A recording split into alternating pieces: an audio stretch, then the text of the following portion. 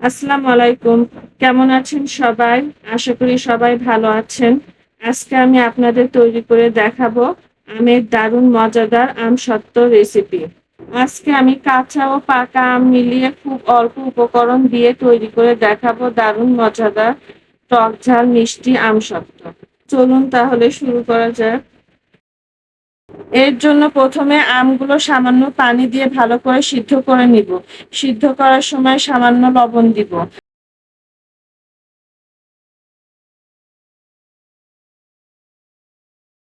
আম সিদ্ধ হয়ে গেছে।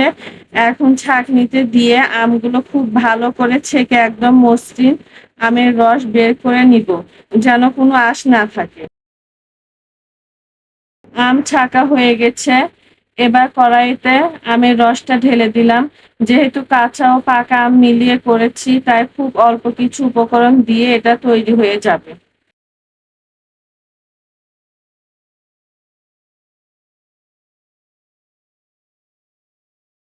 এবার আমের রসের মধ্যে দিয়ে দিচ্ছি পরিমাণ মতো লবণ আর সামান্য গুঁড়ামরিচ দিয়ে ভালোভাবে নাড়াচাড়া করতে হবে।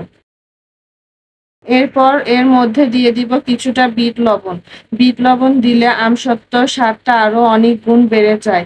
এবার চুলার আঁচ কমিয়ে আবারও খুব ভালোভাবে অনবরত নাড়াচাড়া করতে হবে, যাতে কোনোভাবে কড়াইয়ের নিচে লেগে বা পুড়ে না যায়। এরপর স্বাদ মতো চিনি দিয়ে দিব। চিনিটা গলে গিয়ে আমের রস থেকে যেন পানিটা শুকিয়ে যায়, সেজন্য আবারও খুব ঘন ঘন নাড়াচাড়া করতে হবে। অনবরত নাড়তে থাকতে হবে যেন মিশ্রণটি একদম পারফেক্ট ভাবে ঘন হয়ে আসে। আমের রসটা দ্রুত জমানোর জন্য আমি এর মধ্যে দিয়ে দিয়েছি সামান্য আগার আগার পাউডার। তবে এটা সম্পূর্ণ অপশনাল।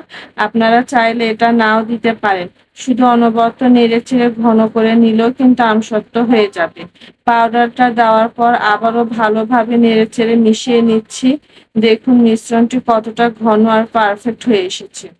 এবার একটি বড় ডিশে সরিষার তেল ভালো করে ব্রাশ করে নিয়েছি, যাতে আমসত্ত্বটা শুকানোর পর সহজে উঠে আসে। এখন তৈরি করে রাখা আমের মিশ্রণটি ডিশের উপর ঢেলে নিচ্ছি।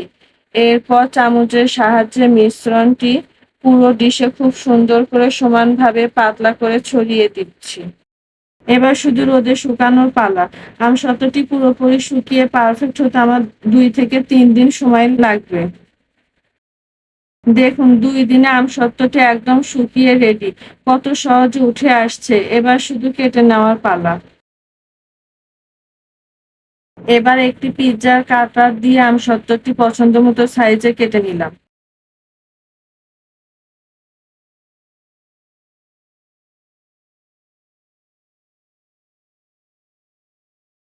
আশা করি রেসিপিটি আপনাদের ভালো লেগেছে। এরকম রেসিপি ভিডিও পেতে আমার চ্যানেলটি সাবস্ক্রাইব করুন এবং আমার পেজটি ফলো করুন। আল্লাহ হাফেজ।